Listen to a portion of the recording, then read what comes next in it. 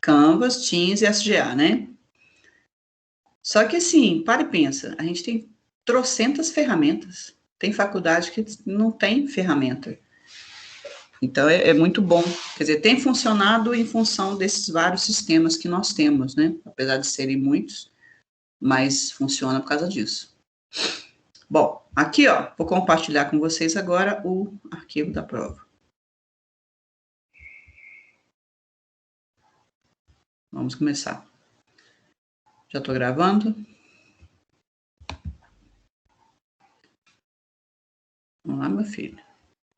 Espera que tá rodando aqui, gente.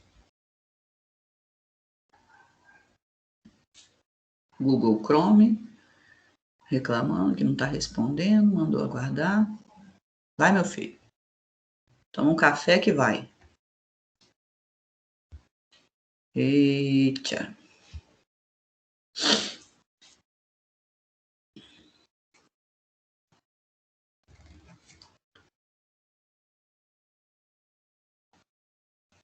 Paciência aí que o Google Chrome tá pensando, gente. Vai deixar eu dar aula ou não?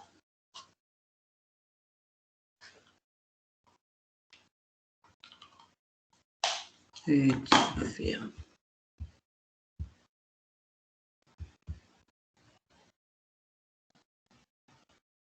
Se travar aqui, gente, eu vou ter que sair e vocês esperam, tá?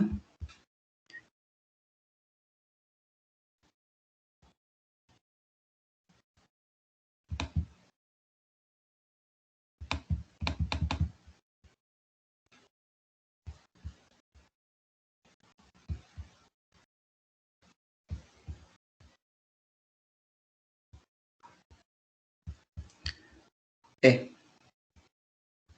Travou legal, gente.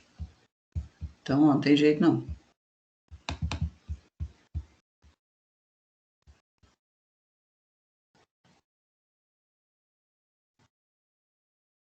Andrei, Oi? você atualizou o Teams hoje? Não, por quê? Quando eu liguei hoje o Teams, estava aparecendo que estava atualizando, pelo menos para mim.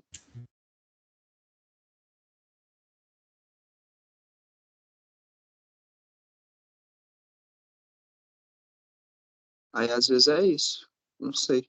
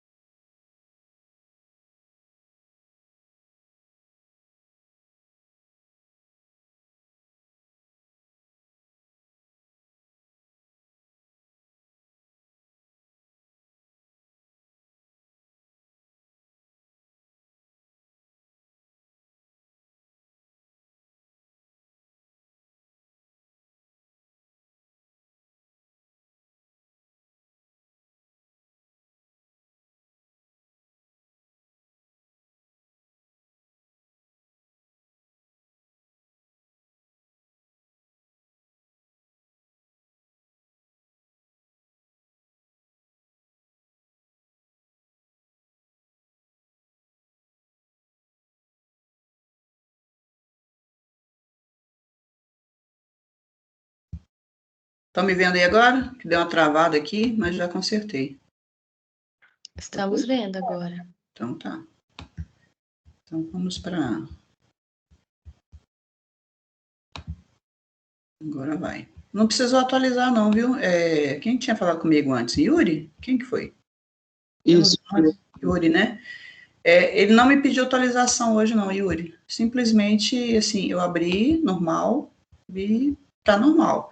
Deu uma travadinha agora no Google Chrome, não foi nem no Teams, não, foi o Google Chrome.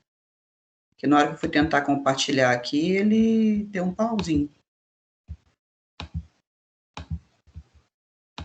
Ficou pensando demais.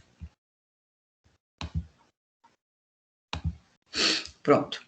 Tá tudo certo agora. Então, vamos lá. Estão vendo aí o resumo do teste? Questão número 1? Sim. Vamos lá, então.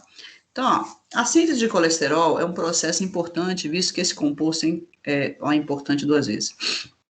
É importante para as membranas plasmáticas e para a produção de hormônios. Análises afirmativas e marque a incorreta. Então, 94% da turma acertou aqui, ó. A síntese de colesterol ocorre nas mitocôndrias a partir da acetil-CoA. Não, não é bem assim, não. Tá? Porque o que acontece? Não é na mitocôndria. A questão é que o acetil-CoA, ele tem que sair da mitocôndria na forma, né, ele tem que reagir, aí você vai formar citrato, para depois, reage com oxalo, forma citrato, aí ele sai, e quando ele sai, no citoplasma, você inicia. Então, a gente pode falar assim, existe participação das mitocôndrias, já que o acetil-CoA vem lá de dentro, né, mas na forma de citrato, e a produção mesmo acontece no citoplasma, tá? A produção de corpos cetônicos, sim, aí eu posso falar que é exclusivamente mitocondrial. Agora, a produção de colesterol, ela é mitocondrial e principalmente citoplasmática, tá? Aí aqui algumas pessoas erraram, vamos ver, a falta de ATP pode reduzir e impedir a síntese, isso aqui é verdadeiro, sem ATP não tem como, sem NADPH, aqui ó, a síntese de colesterol depende de NADPH e consequentemente da via das pentoses, com certeza. HMG-CoA redutase é uma enzima que regula a síntese de colesterol, também. Então, a errada é a primeira. Segunda questão, agora regulação da HMG-CoA, foi essa questão aqui que eu acho que eu anulei, né? É a questão número 2, deixa eu ver. Foi, porque não tinha nada errado. Olha só, HMG-CoA redutase é uma enzima crucial na síntese de colesterol, análise da... Os fármacos conhecidos como estatinas inibem HMG-CoA redutase, certo, tá? A síntese de colesterol não ocorre em situação de jejum, certo? A síntese de colesterol ocorre quando os níveis de insulina encontram-se aumentados, certo? E aqui, ó, essa aqui era para ser errada. Só que eu coloquei o aumento nos níveis, tinha que ser a redução dos níveis de esteroides, pode inibir HMG, ou então o aumento dos níveis de esteroides pode estimular HMG. Então, na hora que eu estava fazendo essa questão aqui, eu pensei numa coisa, escrevi outra, então essa aqui seria a errada, né? Mas está certa no final das contas. Então, eu anulei a questão 2, todos que responderam, independente do que responderam, recebem aí o valor da questão, tá? A colecistocinina é um hormônio produzido pelas células do duodeno. Analisas afirmativas indica a opção incorreta, 94% da turma acertou. Alimentos ricos em carboidratos, principalmente disacarídeos, levam a maior produção de CCK. Sem chance, gente. Disacarídeo, primeiro que disacarídeo não precisa de suco pancreático. Não precisa de bile. Carboidrato não precisa de bile, gente. Então, assim, a secreção de CCK é baixa, né? Quando você tem gorduras, proteínas, que aí você precisa de bile, de suco pancreático, aí tudo bem, você aumenta a CCK. Agora, na questão de carboidratos, a quantidade é menor, ainda mais disacarídeo, porque as enzimas que degradam disacarídeos, as disacaridases, estão na microvilosidade. Então, você faz a digestão tranquilamente, sem suco pancreático, tá? E sem bile. A CCK provoca a contração da vesícula, secreção de suco pancreático, sim. Alimentos ricos em gorduras estimulam a secreção de CCK, que pode reduzir o esvaziamento, com certeza. Lembra que a gente comentou de feijoada, né? Comeu feijoada, a digestão vai ser bem lenta. Comeu churrasco, a digestão vai ser bem lenta. CCK pode induzir saciedade, com certeza também. Qualquer coisa, vocês me param aí, gente. Não adianta levantar a mão, não. Me chama, tá? Que eu não tô vendo a mãozinha, não. São hormônios que dependem do colesterol para sua síntese, exceto somatostatina, tá? Somatostatina, ela é um hormônio proteico, produzido por duas regiões, tanto o pâncreas, as células delta do pâncreas, e o hipotálamo, no sistema nervoso, produzem esse hormônio proteico, somatostatina. Então, assim, os hormônios derivados do colesterol, aldosterona, vitamina D, que é o colicalciferol, progesterona, estrógeno, testosterona, tá? Então, são vários, todos derivados do colesterol. Com relação à síntese de sais biliares, marque a afirmativa incorreta. Qual que era a outra aqui que eu tinha que arrumar? Era 6, né? Qual que é a 6, hein? Deixa eu ver. A gente chegou na 6? Ah, essa de baixo, tá. Então tá. Então isso aqui é a 5. Vamos lá, 90% da turma acertou aqui, tem gente que ficou na dúvida. Vamos lá. A redução da circulação enterohepática pode reduzir a produção de sais biliares. Não, ao contrário, né? Então, ó, na circulação enterohepática, você absorve sais biliares lá e volta para o fígado. Então, se você não está fazendo essa circulação, você está deixando de absorver. E aí, os níveis mais baixos de sais biliares estimulam a produção de mais sais biliares. Então, vai aumentar a produção, não reduzir. Lembra que é uma forma até de eliminar colesterol, né? Os sais biliares são reabsorvidos no ilho através de um transportador dependente de sódio, certo? A síntese inicial de sais biliares depende de NAD de pH, certo? Níveis reduzidos de sais biliares, essa aqui do NAD de pH, aquela reação da 7-alfa, aquela reação da 7-alfa usa o NAD de pH.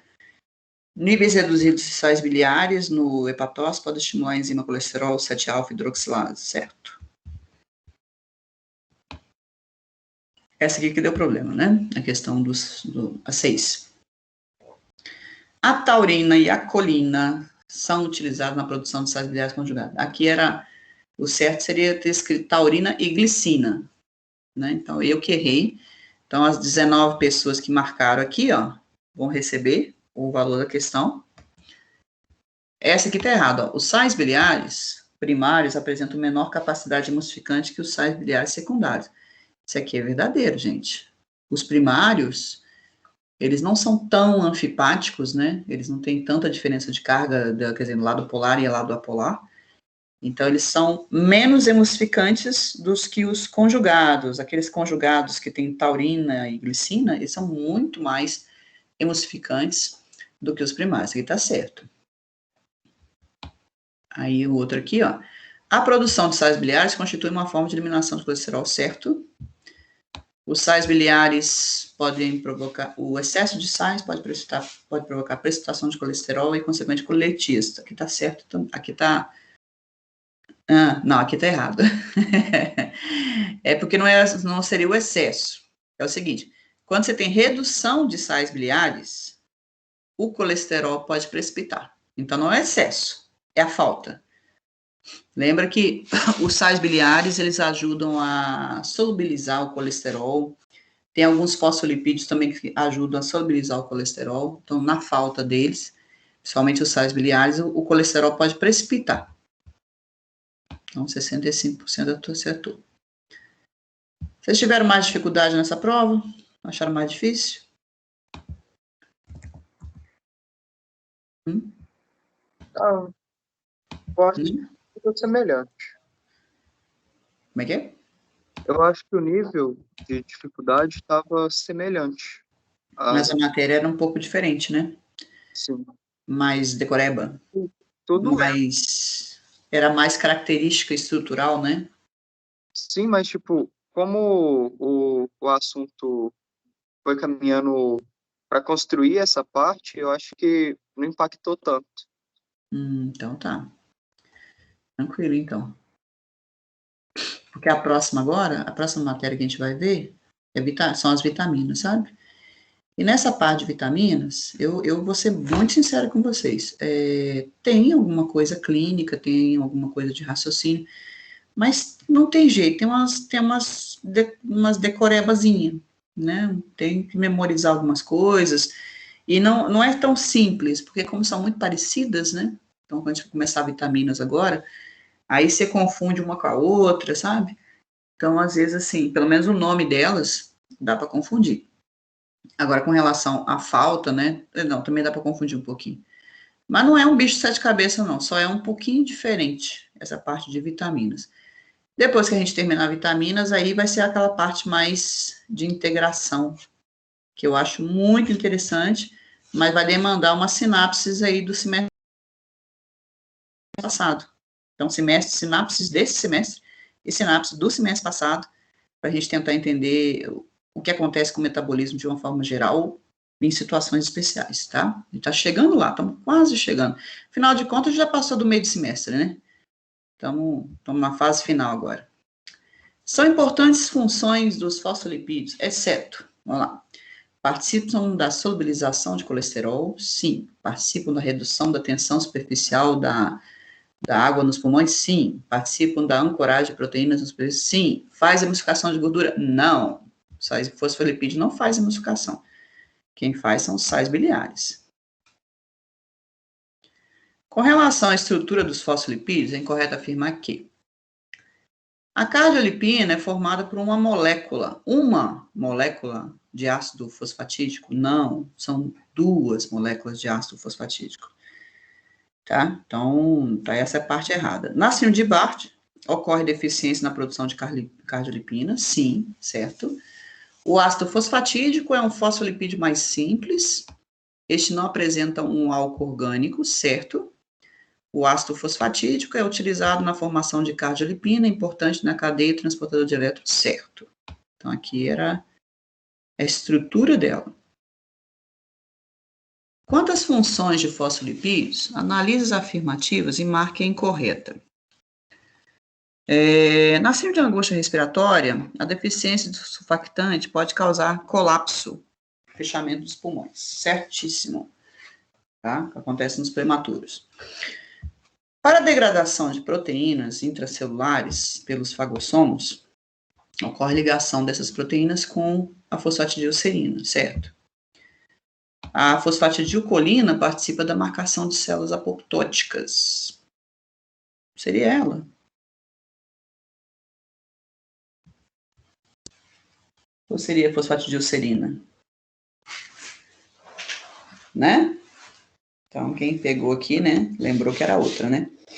Na deficiência de fosfatidilcolina, os pneumócitos reduzem a produção de surfactante. Sim, então, olha, lembra o seguinte, gente. Surfactante, que é aquele composto que é produzido pelos pneumócitos tipo 2 no pulmão, o principal componente do surfactante é a fosfatidilcolina.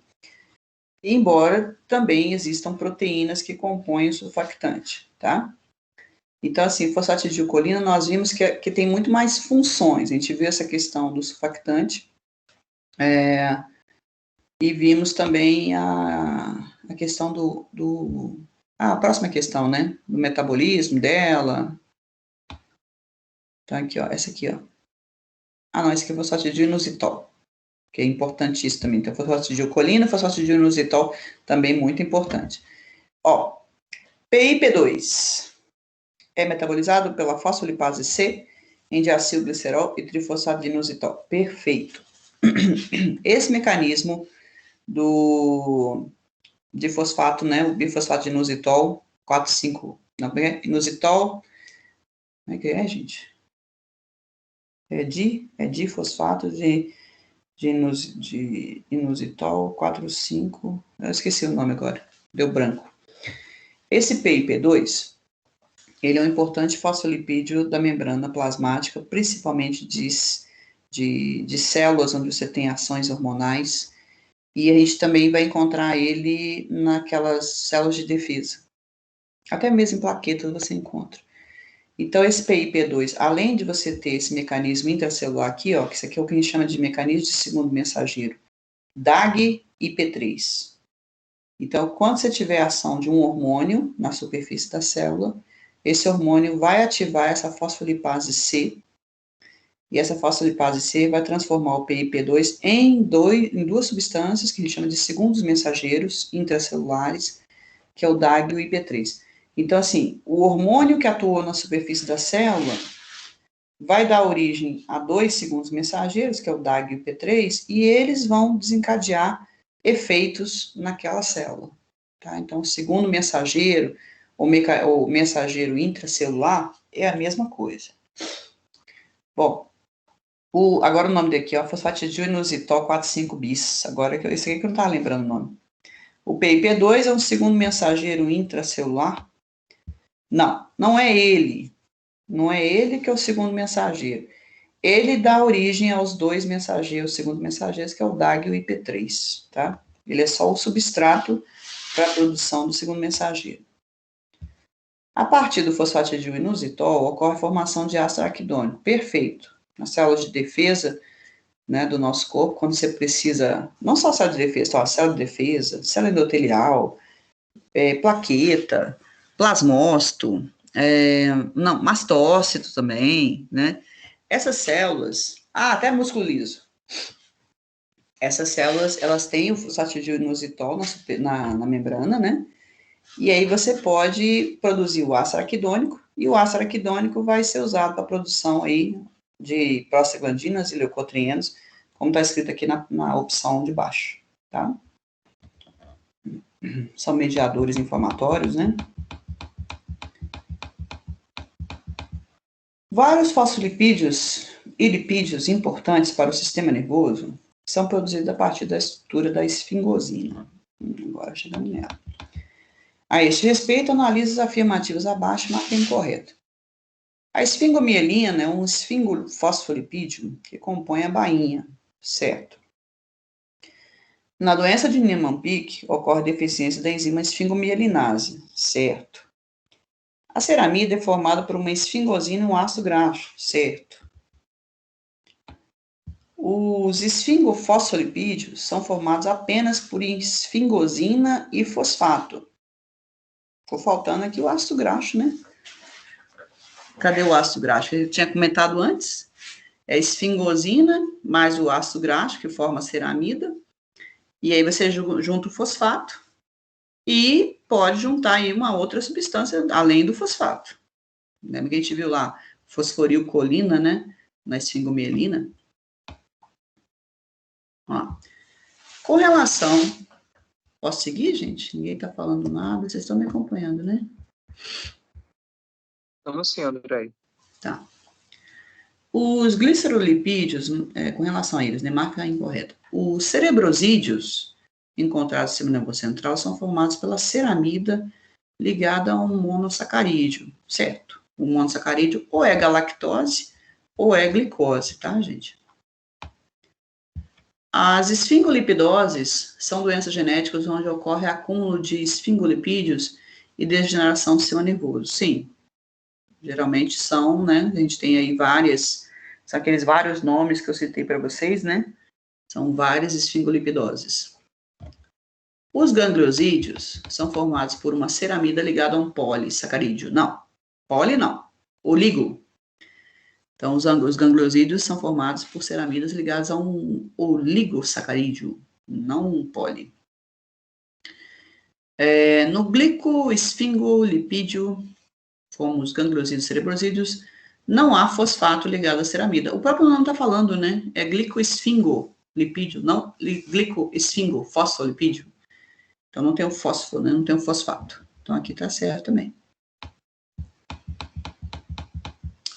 O consumo de álcool, consumo agudo de álcool, pode provocar várias alterações metabólicas nos hepatócitos. Analise as afirmativas. Vamos lá. A acidose lática pode ser uma consequência do consumo excessivo de álcool. Certíssimo. Os hepatócitos têm uma importante função de remover o ácido lático do sangue proveniente do metabolismo celular anaeróbico. Então, lembre do seguinte, gente. As suas células, vamos pensar aqui, músculo. O músculo, ele pode usar a via anaeróbica. Aí ele produz ácido lático ou lactato. Só que ele não consegue metabolizar. E lança no sangue. Então, tá lá no sangue, o hepatócito capta esse ácido lático. Ele faz essa captação. E aí ele metaboliza esse ácido lático em piruvato de novo. Então, tá certo aqui também. Com o metabolismo do álcool, níveis elevados de NADH no citosol comprometem a reação onde o ácido lático é transformado em piruvato. Perfeito. O excesso de acetaldeído no metabolismo do álcool inibe a enzima lactato desidrogenado, reduzindo o ciclo de Cori. Nada a ver. Isso aqui eu inventei, tá? Isso aqui veio do além. Não tem essa do acetaldeído inibir, não. A questão das vias metabólicas ali seriam inibidas em função de NADH, muito NADH, pouco NAD mais, compromete as vias metabólicas da célula. Essa aqui é errada. O consumo excessivo de bebidas alcoólicas nem sempre é acompanhado de alimentação, já que o álcool pode ser utilizado como fonte energética. Verdade. Análise afirmativa. Vamos lá. O excesso de acetil-CoA... Peraí. Cadê? O excesso de acetil-CoA, proveniente do metabolismo do álcool, pode inibir o ciclo de Krebs, certo? Após a produção de acetaldeído, o mesmo pode ser metabolizado em acetato e, posteriormente, em acetil-CoA, certo? Em indivíduos em jejum, o consumo agudo de álcool pode levar a maior produção de colesterol e triglicéridos. Não, né, Joaide? Como assim? Se eu estou em jejum, vou produzir? Não. Se eu estou em jejum, eu tenho que quebrar. Então, não tem ATP, não tem NADH. NADH até tem, né? Mas você tem que ter ATP. Para você produzir colesterol, tem que ter insulina. Então, você não tem insulina. Se a pessoa está em jejum, está hipoglicêmico, o nível de insulina está baixo. Então, não tem como você produzir colesterol, triglicéridos com baixa de insulina. Continua. Tá, essa é errada, né? O excesso de acetil-CoA associado à falta de alimentos pode levar os hepatócitos a produzir corpos cetônicos. Sim. Então, se você não tem você não tem muitos nutrientes, você está hipoglicêmico, se o nível de insulina está baixo, o excesso de acetil-CoA, claro que eu posso usar como fonte energética, mas o excesso pode reverter para a produção de corpos cetônicos. Pronto. Estava aqui ligando a tomada aqui para não cair. O álcool pode ser metabolizado por várias vias metabólicas. Analise as questões e marque a incorreta. As enzimas P450 necessitam de NADPH para metabolizar o álcool. Certíssimo. A principal via de metabolismo do álcool se inicia no citoplasma sob a ação da enzima aldeído desidrogenase. O que está errado aqui, gente? É o nome da enzima, né? Aldeído desidrogenase fica lá na mitocôndria. Aqui é álcool desidrogenase. São duas enzimas. Uma no citoplasma, outra na mitocôndria. A enzima CYP2E1 é uma enzima P450 que metaboliza cerca de 10% do álcool consumido de forma aguda e em excesso, certo? A catalase apresenta pequena participação no metabolismo do álcool, certo? Peraí, metabolismo do álcool, onde o álcool reage, onde o álcool reage com peróxido de hidrogênio e também dá origem a acetaldeído, certíssimo, está certo também. Que a gente consertou antes da aula, né? O metabolismo do álcool pode afetar ou mesmo comprometer várias vias metabólicas importantes. Analise as afirmativas e indica a incorreta. O consumo excessivo de NADPH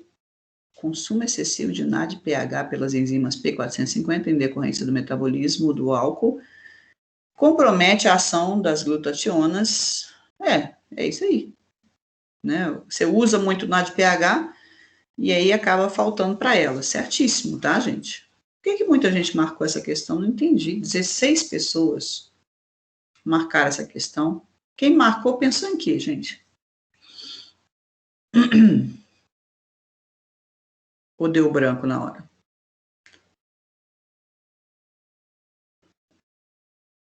Alguém lembra por que marcou essa questão? Ô, professora, no meu caso, pelo menos, eu não sei se nessa também, mas tiveram várias questões. Como eu estava fazendo pelo celular, eu percebi isso em outras provas. Tipo, na hora que eu passava a questão e voltava, o Canvas simplesmente estava alterando a resposta marcada sozinho. Eu achei que esse problema estava acontecendo no computador, mas está acontecendo no telefone também. E assim, aí eu até te mandei uma mensagem que eu estava resolvendo os outros problemas na hora por conta disso, mas as provas agora eu tô tendo que observar, eu até ia falar isso com o pessoal, tá mudando sozinho, principalmente naquelas provas que, tipo assim, você pode passar a questão, mas só mostra uma questão por vez, se você passa e volta, na hora que você volta, a resposta está alterada. Sim, sim. Isso está acontecendo muito.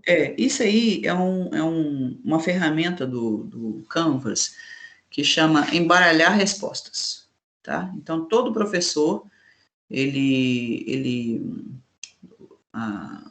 pessoal do Canvas, né, do Teams, o pessoal da PUC mesmo, recomenda que essa opção seja marcada. Então, por exemplo, quando você vai fazer a prova, o professor tem duas opções. Ou ele coloca uma questão por vez para você fazer, inclusive sem chance de voltar. Então, ele pode fazer isso. Eu não faço, mas tem gente que faz. Você põe uma questão por vez sem chance de voltar. Né? Tem gente que coloca uma questão por vez com tempo determinado. Por exemplo, você coloca lá 2 minutos por questão. Também tem isso. Tem professor que faz isso, gente. E tem essa opção de você não colocar nem o tempo para a questão e a pessoa poder voltar. Só que nesse poder voltar, gente, é um pouquinho diferente da folha de papel, da prova presencial. Enquanto na prova presencial nada muda, aqui no sistema, se você foi, quando você volta, ele muda, tá? Então é para vocês ficarem atentos, porque isso é uma coisa do sistema. Isso vai acontecer em todas as provas que vocês forem fazer. É o próprio sistema que embaralha. E todos os professores fazem isso. Então, claro que assim, tem gente que coloca mais coisa ainda. Então, eu só coloco essa questão do embaralhar, que isso é uma solicitação que eles fazem para a gente, porque senão fica assim, imagina, eu faço a prova lá, todas as questões vão ser letra A, todas elas vão ser letra A, não adianta. Então, tem que embaralhar a resposta.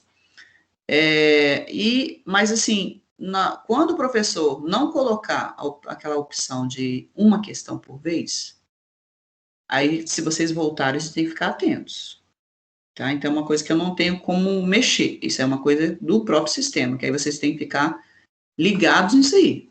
Voltou, olha de novo o que está marcado. Porque o próprio sistema muda, embaralha as questões, embaralha as opções daquela questão que você voltou. Tá bom? E aí, cuidado com as próximas provas e provas de outros professores, que são muitos professores, gente. Vocês estão no segundo período, vocês vão ver muito estilo de prova. Tem professor que é, assim, extremamente, quer dizer, mais rígido, coloca lá 2 minutos por questão, se vira nos 30 e você faz. 2 minutos, acabou o tempo daquela questão, você não volta mais nela, né?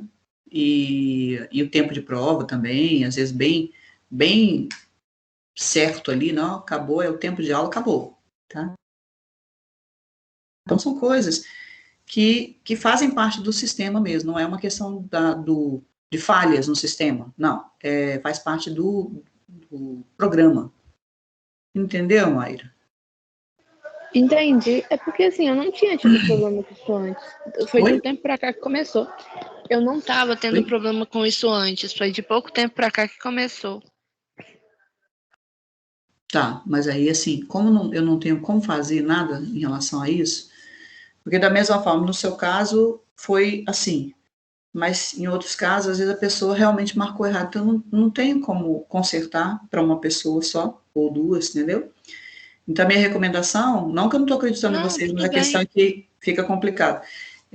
Mas a minha recomendação é, gente, sempre que vocês voltarem na questão, fiscaliza, dá uma olhada de novo, porque isso acontece. O sistema realmente ele mexe, não é que ele mexe com a sua alternativa, é porque ele embaralha as questões. Então, se você marcou a A, aí você foi lá para o final da prova, aí quando você voltou, ele embaralhou de novo. Não deveria, né? A não ser quando você fecha a prova e abre de novo, aí sim, mas quando você volta na questão, ele está embaralhando. Então, fiquem cuidado com isso aí, gente, para não perder ponto. Tá bom? Inclusive, no exercício, a mesma coisa. Diga. Eu estava aqui pensando por que eu tinha marcado essa, né? Aí eu acho que é porque, como não estava especificando se estava tendo consumo de glicose, né, para poder comprometer aí a ação da glutationa, foi por isso que eu marquei. Aí a resposta correta mesmo, aí eu também não tinha marcado ela, porque afirmava que dava origem ao colesterol, né? Mas eu também não sabia pela alternativa se tinha glicose, aí eu acho que foi por isso que eu marquei essa daí. Mas aí quando vocês tiverem essas dúvidas assim cruéis, viu, Thaís? Aí vocês vão lá na videoconferência, porque eu deixei a videoconferência aberta para vocês tirarem dúvida comigo, né? Tanto é que teve gente que entrou lá e perguntou, às vezes uma questão, uma coisa, uma duvidazinha pequena, né? Professora, você poderia ter me perguntado, sabe, professora, essa opção aqui, você está levando em consideração a alimentação ou não? Aí eu falaria na hora com você, Thaís. Então, assim, isso vale para todo mundo, gente. Você leu lá uma porque opção. eu pensei que fosse justamente tipo um peguinha, sabe? Tipo assim, não posso afirmar isso porque não está especificando, sabe? Não faço pegadinha de jeito nenhum. Isso eu não faço, Thaís, pegadinha, não. Mas, assim, porque aqui não está errado essa questão. O consumo excessivo de NADPH pelas enzimas P450 em decorrência do metabolismo dual compromete a ação de glutatiônicos. Certo. Né? Eu não falei questão de... Se eu colocasse assim, consumo excessivo de NADPH pelas enzimas P450 em decorrência do metabolismo do álcool, independente da alimentação, compromete a ação de glutatiônico. Aí estaria erradíssimo. Independente da alimentação. Eu nem citei alimentação aqui. Entende? Eu entendi o seu raciocínio, mas você entende que a questão, eu fui bem direta, não falei de alimentação em momento algum.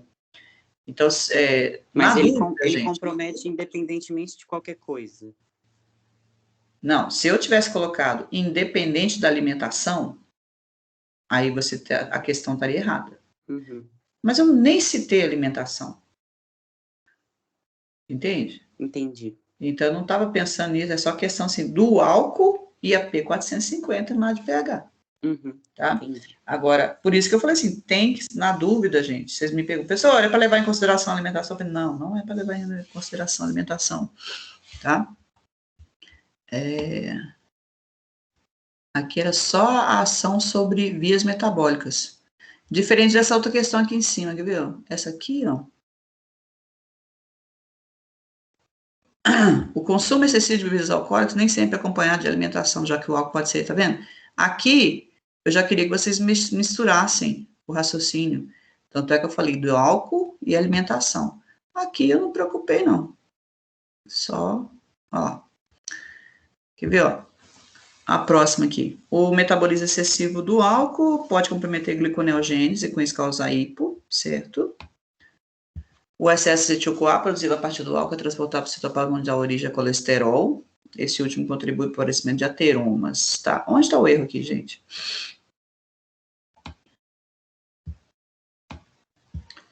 E o consumo crônico do álcool pode induzir a enzima P450 e com isso afetar o metabolismo. Onde está o erro dessa questão, gente? O excesso de acetil-CoA produzido a partir do álcool é transportado para o citoplasma onde dá origem a colesterol. Onde está o erro?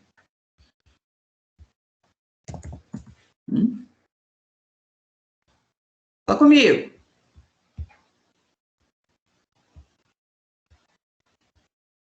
Ei, gente.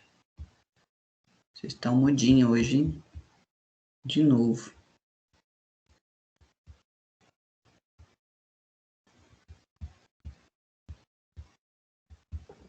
Professora, eu não sei o erro, porque eu marquei essa. Como assim? Você não sabe o erro e marcou essa? Quem marcou aí? Onde está o erro, gente? Pelo amor de Deus, me salva aí. 50 pessoas marcaram essa questão. Marcaram por quê?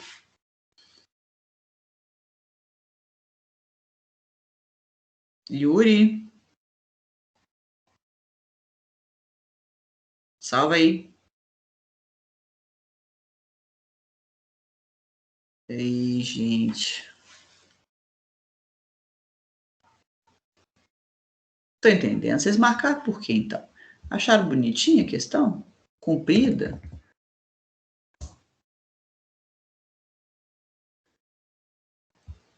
Tô aguardando. Eu não achei bonita, não. Eu errei. Inclusive, muito feio. Não, mas assim, olha só. 50 pessoas marcaram essa opção como incorreta. Eu quero saber por que essas 50 pessoas marcaram essa opção como incorreta. Eu vou puxar a orelha de vocês. Professora, Diga lá. Eu não lembro se eu marquei essa, não. Porque eu lembro que eu fiquei em dúvida nessa. Mas o que eu tinha pensado na hora é que o acetil, ele não é transportado, né? Graças a Deus. Para estroplasma, né? Ele é Obrigado, transformado. Júlia. Você Nada. salvou. Você salvou todo mundo agora. E eu nem sei se eu acertei. Você salvou todo mundo. Não, eu não sei se você marcou isso aqui, eu consigo ver, quer ver? Olha lá. Olha a galera aí. Professora. Olha a galera aí, ó. Eu não marquei, não, viu? Olha a galera. Todo mundo marcou essa aqui. Olha aqui, 50 pessoas. Tu marcar isso aqui, gente. E ninguém teve coragem de me responder. Ah, nem, viu? Chateei agora. Tá? É porque, realmente, gente, acetil-CoA, olha aqui, ó. Olha o que eu coloquei. O acetil-CoA produzido a partir do álcool é transportado para o citoplasma, onde dá origem ao colesterol. Não, gente, não é transportado. Lembra que a acetil-CoA não sai da mitocôndria. Tem que transformar em alguma coisa. Ok? Fechou aqui. Agora, vamos voltar para o nosso assunto de gota.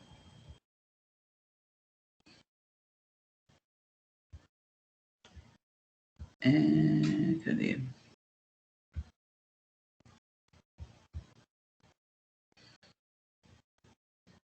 Nós começamos metabolismo de ácidos nucleicos. E aí eu falei com vocês que a partir das bases nitrogenadas, né, foi o final da aula, né? Nós comentamos a digestão dos ácidos nucleicos, DNA, RNA, que a gente come. Quando a gente come célula, a gente acaba comendo também esse material nuclear, né? E os RNAs também, e mais o FAD, o NAD pH, né? Então, a gente consome isso tudo. O próprio ATP, ADP, AMP, que também tem adenosina, também tem base nitrogenada. Então, você tem que digerir isso tudo.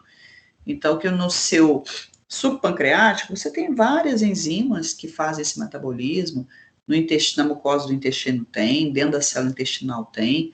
Mas que um dos problemas que a gente teria com relação à digestão dos nucleotídeos seriam com relação às bases púricas, que seria aí a adenina e guanina, tá? Que a adenina e guanina, elas, você não consegue degradar, você utiliza muito pouco, tá?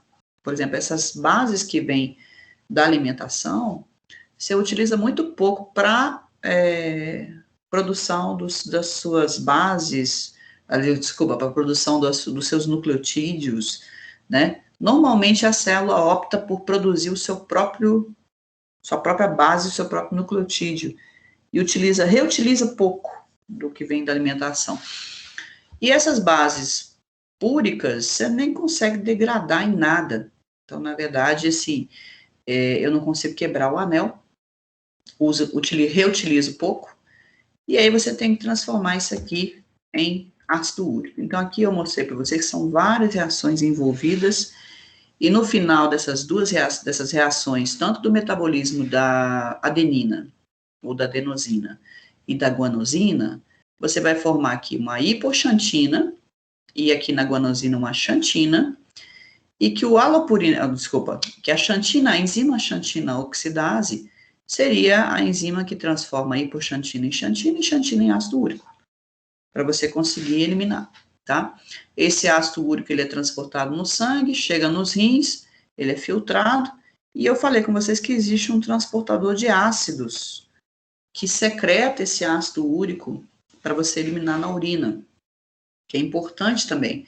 Então, o ácido úrico que você produz, ele tanto é produzido, tanto ele é eliminado a partir da filtração renal, mas também pela secreção renal. Então, tem esse transportador de ácidos, que é importantíssimo, tá? Bom, agora que a gente já viu essa questão do metabolismo, vamos tentar entender a questão da gota e da hiperuricemia. Então, hiperuricemia é quando você tem elevação dos níveis de ácido úrico. Essa elevação dos níveis de ácido úrico pode ser em razão de alguns motivos. Por exemplo, estou falando de gota por enquanto não, estou falando só de hiperuricemia, tá? O ideal é que você mantenha aí os níveis de ácido úrico entre 5 a 6 miligramas por decilitro, tá? Ou até menos. Então, esse ácido úrico, você pode, para ter excesso dele, ou você não está eliminando por algum motivo. Então, como a gente sabe que ele é eliminado pelos rins, qualquer coisa que comprometa a função renal pode aumentar os níveis de ácido úrico. Então, você pode ter uma insuficiência renal, seria uma situação que acumula. Agora, eu posso ter uma alteração no transportador de ácidos. Então, quando você tem lesão renal, você vai perdendo as células renais. Agora, quando você tem uma alteração no transportador de ácido, sem lesão, por exemplo, a pessoa não tem nenhuma lesão no rim, mas o transportador de ácidos, ele pode estar comprometido. Como assim, professor, ele pode estar comprometido? É porque existem, principalmente, medicamentos que são usados de forma regular, né? Então, assim, se a gente for pensar em termos de SUS, tem 2 medicamentos que eu vou citar para vocês, são diuréticos, a furosemida,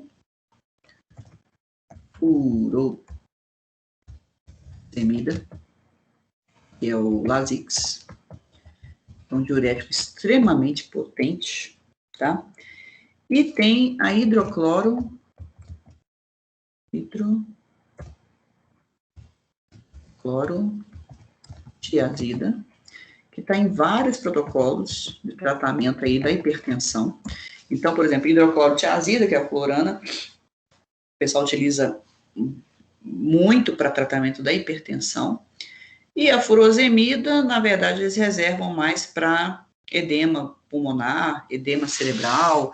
Então, quando a pessoa está com edema, você utiliza uma furosemida que é muito potente. É um diurético extremamente potente. Então, esses 2 são muito usados no SUS, gente. Inclusive, tem pacientes assim mais antigos, vamos supor que você encontra aí uma senhora, um senhor que tem 15 anos, 20 anos, que é hipertenso, e ele frequenta o mesmo posto nesses 15 anos, e todo dia ele vai lá, toda semana, não, todo mês pelo menos, todo mês ele vai lá, pega o medicamento, então às vezes ele está tomando furosemida para hipertensão, há anos. Na época a furosemida era prescrita para hipertensão. Hoje em dia, raramente você vê um médico prescrevendo furosemida para hipertensão, porque não é legal, porque a furosemida é muito potente, é um diurético que vai fazer a pessoa até desidratar.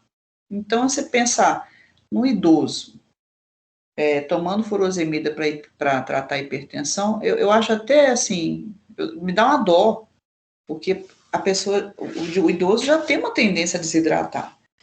Aí você toma a furosemida e desidrata mais ainda. Aí chega lá o idoso com uma constipação intestinal sem noção. Porque ele está tão desidratado que lá no intestino reabsorve muito líquido. E aí você não tem o trânsito normal das fezes. Então está com constipação intestinal de 1 semana. Está lá sentindo dor, passando mal, por causa da bendita da furosemida. Então a furosemida, ela salva a vida de muita gente. Vamos supor, o paciente chegou lá com infarto agudo do miocárdio, ou insuficiência cardíaca aguda, com edema agudo de pulmão, furosemida nele, direto na veia. Aí você vai perder esse líquido para melhorar o edema. Mas para hipertensão, se for uma hipertensão sem retenção de líquido, não justifica, não precisa, né? Que é a maioria dos hipertensos não há necessidade de uma coisa tão potente. Hoje em dia a gente sabe que assim, o melhor tratamento para hipertensão, hoje em dia, é o que a gente chama de politerapia, onde você pega 2, 3 fármacos de mecanismos de ação diferentes. E aí você usa uma dose mais baixa dos 3. Em vez de você usar um, que é extremamente potente, igual a furosemida, o pessoal antigamente fazia isso. Pega um só, que é violento, que é a furosemida, trata a hipertensão desse jeito. Não. Hoje em dia a gente faz assim, pega o mais fraco, por exemplo, hidroclorotiazida, que é mais fraco, pega hidrocloro, pega um inibidor de ECA, captopril, não sei se já ouviram falar de captopril, enalapril, ramipril, família do pril, né? Pega um beta-bloqueador, propanolol, atenolol, metoprolol, né? Então eles associam 3 mecanismos diferentes para um bom controle da pressão arterial, tá? Bom, mas voltando aqui à questão da bioquímica. Tanto a furosemida quanto a hidrocloro, eles competem com o transportador de ácidos. Então, esse transporte aqui, onde o urato sérico ele é eliminado quando a pessoa toma furosemida, a furosemida compete e a hidroclorotiazida compete. E aí você acumula o ácido úrico. Então, é comum nós encontrarmos pessoas que estão tomando esse medicamento com níveis mais elevados de ácido úrico, tá? Bom, então, questão da eliminação. Segundo, a produção. Então, a questão da produção. Eu posso ter uma questão da alimentação mesmo, a pessoa produzindo muito, então, às vezes, o ácido úrico dela está elevadíssimo em função da alimentação. A gente sabe, por exemplo, bebidas, principalmente cerveja, tem muita guanosina. Então, eu descobri isso recentemente, alguém tinha me perguntado, eu fui caçar. Então, a cerveja tem muita guanosina. Então, a pessoa que bebe muita cerveja, ela tem uma produção maior de ácido úrico, por causa da guanosina. Então, assim, não é o álcool em si, é a substância presente lá na cevada, né? Já o vinho, me parece que ele reduz o ácido úrico, eu não sei exatamente em qual mecanismo, mas a cerveja, para quem bebe, o ácido úrico se eleva bastante, tá? E a alimentação, né? Com muito, principalmente proteína, porque quando você come carne, você tem muito núcleo, fibra muscular esquelética do boi e da vaca, né? Tem vários núcleos, então tem muito DNA, muito RNA. Se a pessoa come muito fígado, come muito, o que a gente chama de miúdos, né? Então, assim, esses alimentos que contenham muitas bases, né? E aí eu não estou falando assim, base de DNA e RNA, não. Tem ATP, NADPH, NADH, né? Então, o fígado, por exemplo, que tem uma taxa metabólica elevadíssima, tem um monte de composto ali que tenha bases nitrogenadas, no caso das púricas, aí o nível de ácido úrico aumenta muito, tá? Então, a produção, tá? Que pode ser em função da alimentação, e a produção geneticamente alterada. Então, tem casos de pessoas que nascem com um metabolismo exagerado, produz em excesso, né? As bases. Então, não é assim que você está metabolizando, você está produzindo muito. Produzindo muito, acaba produzindo muito ácido úrico também, tá? Então, uma outra opção, tá? A questão da produção, seja em função da alimentação, né? Então, você metaboliza do que vem dos alimentos, ou então você está metabolizando muito o que você está produzindo. Está produzindo em excesso, metaboliza em excesso. Bom, outra opção. Então, eu falei de eliminação, questão de produção a partir da alimentação ou produção interna, né? E a outra opção, peraí que deu um branco. Terceira opção, estava aqui na minha ponta da língua agora. Ai.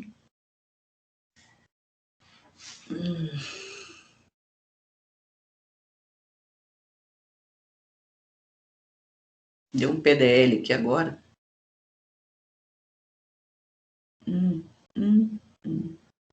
Peraí. Lembrei. Falei que estava na ponta da língua, escapou, engoli. Quando você tiver lesões celulares, então vamos imaginar aqui que uma pessoa está lá com câncer na medula, ou ela está com lesão de algum tecido.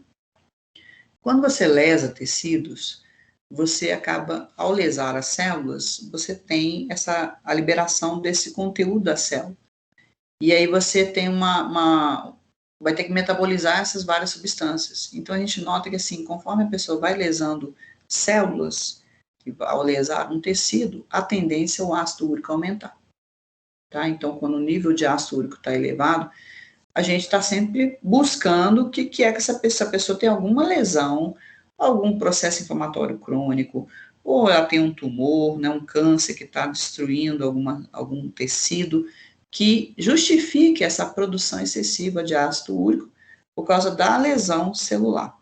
Tá? Então, seria a terceira opção para aparecimento da hiperuricemia. Tá? Bom, todo mundo pegou as 3 condições para hiperuricemia? André, você pode repetir a última, por favor? A última? Isso. Tá. Da última seria por lesões de células e tecidos e aí o material, né, todo o conteúdo de bases dessas células, ele chega na corrente sanguínea. Então, você vai ter que metabolizar esse excesso dessas bases. Então, função de lesões de células e tecidos. Entendi, obrigado. Uhum.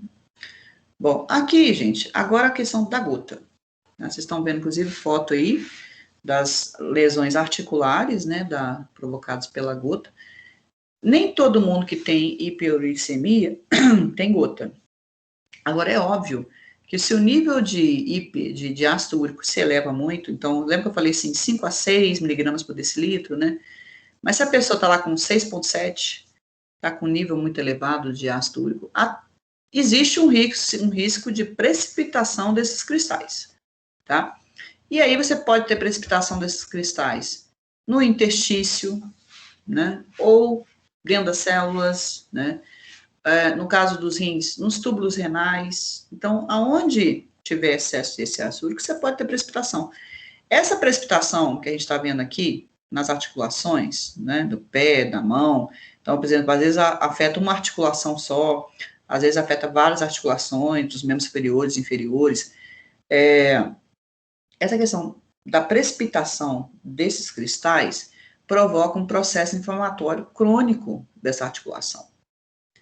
Tá? Então, assim, tem casos de pessoas que é uma coisa até mais lenta, isso vai, aos poucos, vai depositando, e tem casos mais agudos, onde você está vendo aqui uma pessoa com esse pé aqui, ó, olha como é que está inflamado aqui isso aqui. Então, a pessoa tem uma crise gotosa. A crise gotosa tem a ver justamente com essas inflamações que acontecem em função da deposição. Então, às vezes a pessoa já tem hiperuricemia, ela já teve um episódio de gota há um tempo atrás, só que passou aquela crise, ela estava controlando os níveis de ácido úrico para não ter novas crises, e aí, numa determinada situação, às vezes ela comeu alguma coisa, ou às vezes está com lesão no tecido, que compromete, que produza muito ácido úrico, aí eleva e entra na crise de novo. Então, a crise de gota, onde a pessoa vai ter essa formação desses tofos, né, tofos, né, de cristais de ácido úrico, isso aí leva um processo inflamatório agudo, às vezes, não só crônico, agudo, muito dolorido, com edema, aqui vocês estão vendo extremamente inflamado aqui no pé dessa pessoa, né, e aí a pessoa chega a ter, além das dores, deformidades, porque você tem esse processo nas articulações, então a pessoa não consegue mexer a mão, fechar a mão, tanto por dor, quanto pela falta de mobilidade das articulações, então vai lesão das articulações também, tá? Então, hiperuricemia é uma coisa, excesso de ácido úrico. Gota é a doença, mas não necessariamente todo mundo que teve ou tem gota, eu tenho, mas eu não estou em crise, então a pessoa não tem crise, mas ela pode entrar em crise gotosa. Então, se ela entra na crise, é dor, né? Pode ser a dor, uma articulação comprometida com muita dor, pode ser várias, tá? Então, a pessoa pode ter essa crise, tá bom? Agora, o detalhe. Quando a gente pensa em gota, ou hiperuricemia, quer dizer, a gota, ela pode acontecer em função da hiperuricemia. Então, o tratamento, gente, para gota ou para hiperuricemia é tentar reduzir esse excesso de ácido úrico. Então, para as pessoas, de uma forma geral, o tratamento consiste em você, primeiro, mudar os hábitos alimentares. Então, a pessoa tem que reduzir a ingestão de determinados alimentos. Não pode comer qualquer coisa, não. Fazer uma dietazinha, parar de beber, né? Essa é a grande dificuldade, né? Às vezes a pessoa, ela nem come fígado, mas entra na cerveja. Agora, eu conheço gente que é cerveja e miúdo, que o miúdo é uma carne barata, né? Então, o pessoal chama de figuinho, né? Que é aquele fígado de galinha, né? Então, faz um figuinho, né? Que é a cerveja com o... Como é que fala? Tira-gosto. Então, faz tira-gosto demais. Esses tira-gosto aí, não sei, né? Não sei por que tira-gosto, porque não tira gosto, põe gosto, né? Tira gosto da cerveja, só se for. Então, a pessoa faz esses miúdos, né? E come muita proteína, muita carne, né? Que é uma linguicinha, um churrasquinho, né? regada a cerveja. Então, você tem a fome com a vontade de comer. Os dois juntos, né? Muito ácido úrico, mais a guanosina da cerveja, aí o ácido úrico vai lá em cima. Então, hábitos alimentares, primeiro, dieta. Alopurinol para reduzir a produção, tá? Porque mesmo que a pessoa não consiga alterar a dieta, mas pelo menos assim, o alopurinol, como ele inibe a xantina oxidase, ele não vai deixar produzir o ácido úrico.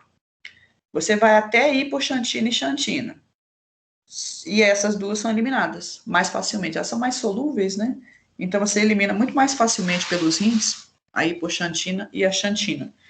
Tá? Então, grande parte dos indivíduos que têm hiperuricemia ou já tem gota, né? Eles usam o alopurinol, tá? Bom, quando a pessoa não tiver com excesso... Sim? Desculpa te interromper. Você Claro. pode repetir a ação do alopurinol, por favor? Tá vendo esse slide aqui?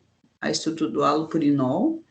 E ele em cima das duas setas. Ah, sim, ele então, aqui, ó, embaixo da seta tá lá, xantina oxidase, tá vendo? Ele inibe a enzima xantina oxidase. Aí ele inibe tanto a produção de xantina a partir da hipoxantina, quanto da ácido úrico a partir da xantina. Então, a pessoa não produz muito ácido úrico, mas produz mais xantina e hipoxantina, né? Aí essas duas substâncias aqui são mais solúveis, aí elas são mais facilmente eliminadas do organismo do que o ácido úrico. Ah, beleza, professora. Desculpa, é que eu não tinha lido direitinho. Não tem nada não, senhor. Na dúvida, pergunta. Agora, uma coisa muito importante, gente. Existem substâncias chamadas uricosúricos, tá? Vocês estão vendo aqui, nesse slide tem um tipo de uricosúrico, tá escrito probenicida. Tá vendo ali no vermelhinho, rosinha ali, né? Probenicida. Esses uricosúricos, o nome está falando, uricosúrico, é para eliminação na urina. Elimina ácido úrico na urina, tá? Bom, a questão é a seguinte.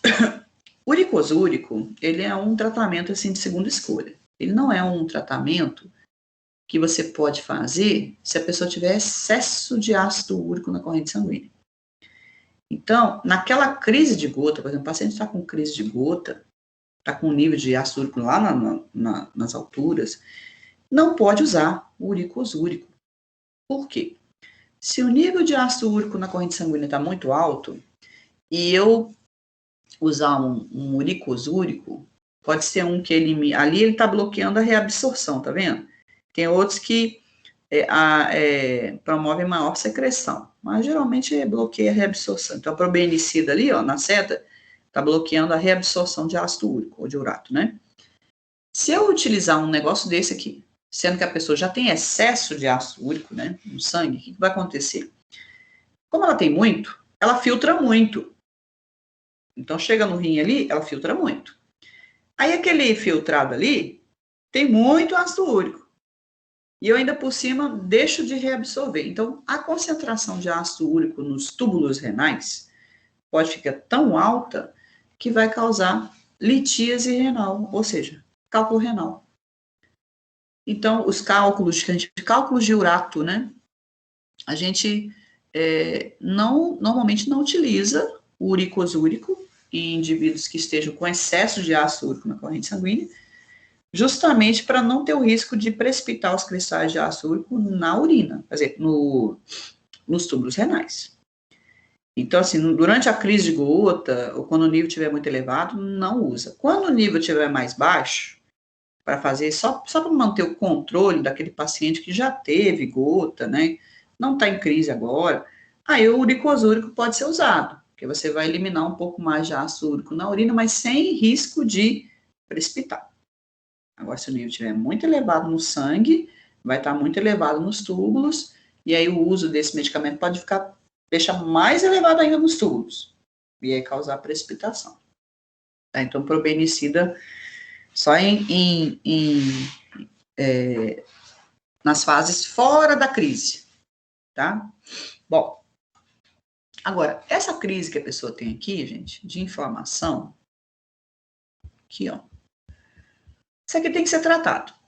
dói horrores. E é um processo inflamatório. Então, o pessoal utiliza anti-inflamatórios, tanto a gente chama de anti-inflamatórios esteroides e não esteroides. Tem, inclusive, aplicação de esteroides, né, anti-inflamatórios esteroides na própria articulação.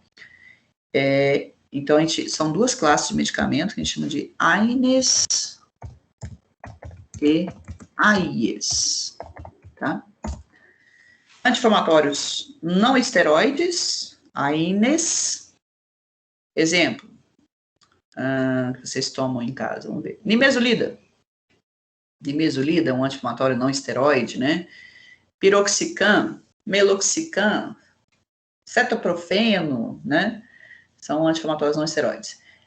Anti-inflamatórios esteroides, betametasona, dexametasona, cortisona, hidrocortisona. Então, são anti-inflamatórios esteroidais produzidos a partir do colesterol, tá? Então, eles são muito semelhantes aos nossos hormônios esteroidais. Então, a pessoa pode utilizar esses anti-inflamatórios para reduzir esse processo inflamatório. E existe uma medicação que é usada exclusivamente aqui na gota, que é chamada de colchicina. Tá vendo ali, ó? Colchicina. Essa colchicina, ela é muito interessante, ela não é considerada um anti-inflamatório, não é classificada como um anti-inflamatório, mas ela tem uma ação onde ela impede a formação dos microtúbulos. Então, quando ela faz aqui, tá vendo que ela vai atuar aqui na polimerização dos microtúbulos? Então, ela vai impedir essa formação desses microtúbulos e, com isso, ela consegue reduzir a migração das células de defesa para as articulações, né? Então, por exemplo, você teve lá a deposição dos cristais e você tem as células de defesa que vão causar o processo inflamatório. Então, tanto você vai evitar essa migração das células de defesa, vai evitar a fagocitose desses cristais. Então, por exemplo, o fagossomo, né, o macrófago, por exemplo, ele não emite pseudópodes e aí faz lá a fagocitose. Você não vai ter microtúbulo para fazer isso, porque lembra que vocês estão vendo, ou já viram com a Fernanda, essa emissão do pseudópodes ali, você tem que ter o crescimento dos microtúbulos para você poder fazer isso aí. E aí, esse medicamento, ele consegue bloquear ou reduzir essa formação desses microtúbulos, tá? Mas não é considerado um anti-inflamatório, mas é muito usado na gota. Perguntas? Gente, não tem cura, tá? Gota é uma coisa que a pessoa teve uma crise uma vez na vida, ela pode ter outras, por isso que ela tem que estar atenta à questão da alimentação, né? O controle do ácido úrico. Perguntas? Professora, depois que a articulação chegou nesse nível das imagens, ela não volta, não? Tem como fazer uma drenagem ou algo parecido? Além do processo inflamatório que tem que ser feito, né, o tratamento da inflamação, existem cirurgias onde eles podem retirar esses estofos. Então, pode ser feita uma remoção cirúrgica, mas é complicado, não é uma coisa muito simples, não. Infelizmente, o ideal é a pessoa tomar cuidado com os níveis de ácido úrico, para evitar isso aí. Beleza. Uhum. Gente, vocês chegaram a ler o artigo que eu mandei vocês lerem? Estou perguntando que vocês não leram, vão ler agora. Professora, eu não lembro. Já nem lembrei, pronto. Não mintam para mim, não leram, né? Não lembrei, pronto. Não, professora, eu não li também. Então tá, olha só. Vocês vão ter que... São 8h40 agora. Vocês vão tomar mais um café, tá? E vocês vão ler esse trem, tá? Vão dar uma lidinha. Não é um bicho de 7 cabeças. E eu quero que vocês leiam. E eu coloquei aqui, lá no Canvas, 5 questões, deixa eu ver. Para discutir sobre isso. Então, deixa eu ver, são 5 questões. São 6 questões só, tá? Então, sobre gota também, algumas têm a ver com o artigo. Então, eu gostaria que vocês aproveitassem, lessem, e aí nós vamos voltar aqui. Vamos ver quanto tempo seria para ler. Deixa eu ver quantas páginas são. Eu estava lendo agora cedo, não é muito grande, não. Eu já tinha lido, mas eu acabo lendo de novo. 1, 2, 3. 3 folhas, gente. São só 3 folhinhas. Então, não é um bicho de 7 cabeças. Dá uma lidinha nesse artigo, dessas 3 folhas. Dê uma olhada nas questões que eu passei lá no Canvas. Vou até colocar aqui no Teams. Andréia, deixa eu tirar uma dúvida antes. Claro. Mais uma. Uhum. Você pode repetir essa questão que você colocou no chat, do AINS? Sim. Qual que é a dúvida? O que é? Eu acho que é o que é. Eu não sei. Tá. Olha só. AINES.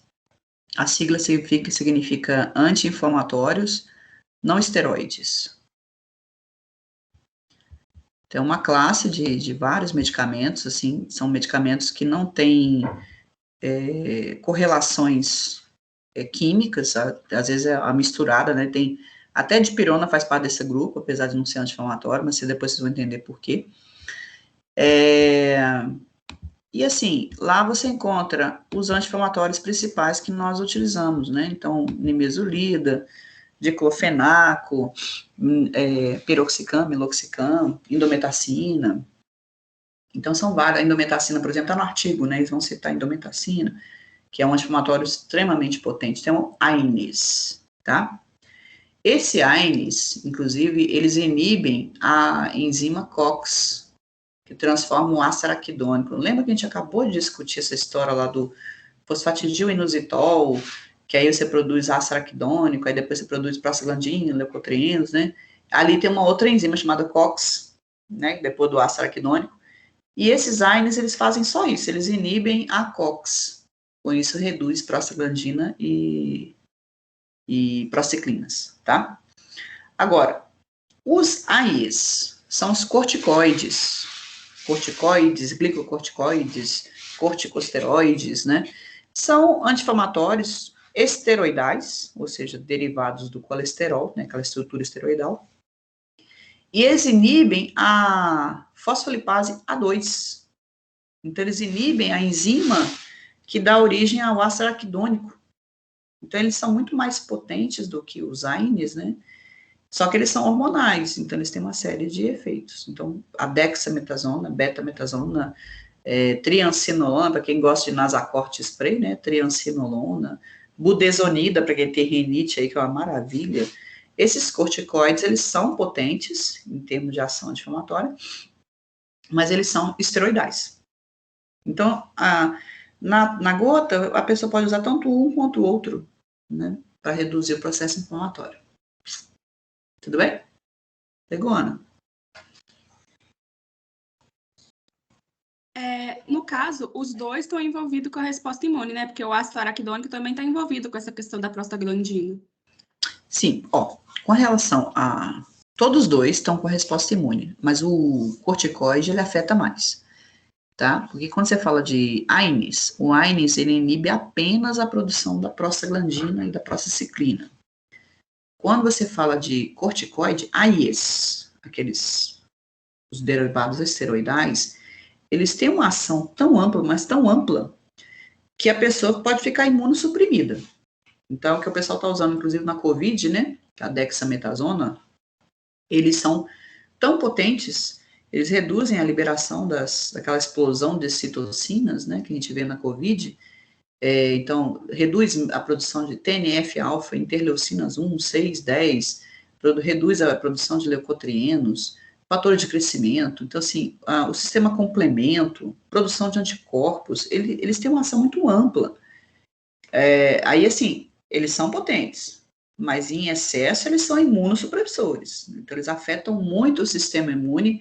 Se você tomar uma dose excessiva, você pode ficar até imunossuprimido, que é justamente o tratamento que é feito aí para transplantes. Quando a pessoa sofre um transplante, quando a pessoa tem uma doença autoimune, ela normalmente usa corticoides, porque aí o corticoide ele vai e reduz a resposta do corpo daquela pessoa contra o órgão transplantado, ou reduz a ação do sistema imune que está destruindo um tecido numa doença autoimune, tá? Só que é uma dose mais alta de corticoide. Ok? Peguei, professora, obrigada. Só mais uma coisinha. Qual que é a enzima do AIS, o do esteroidal? É fosfolipase. Do Aines é a COX. COX, ciclooxigenase. Ela vem logo abaixo do ácido araquidônico, né?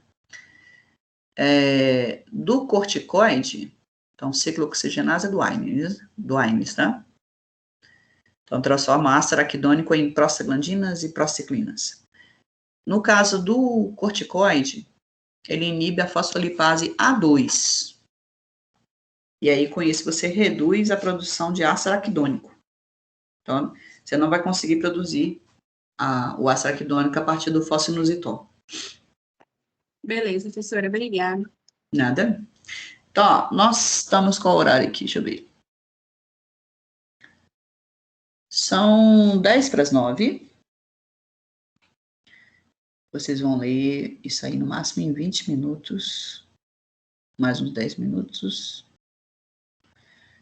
Meia hora, gente, ó. São 10:09. Tá, 9:30. 40 minutos. Tá correto? 9:30 dá tempo. Oi? Beleza. Então, voltamos. 9:30. Para a discussão do artigo. Ok? Eu vou desligar aqui o áudio e vou parar a gravação e nós voltamos às 9:30. Então, leiam agora o artigo, tá bom? É rapidinho. Até daqui a pouco. Tome um café para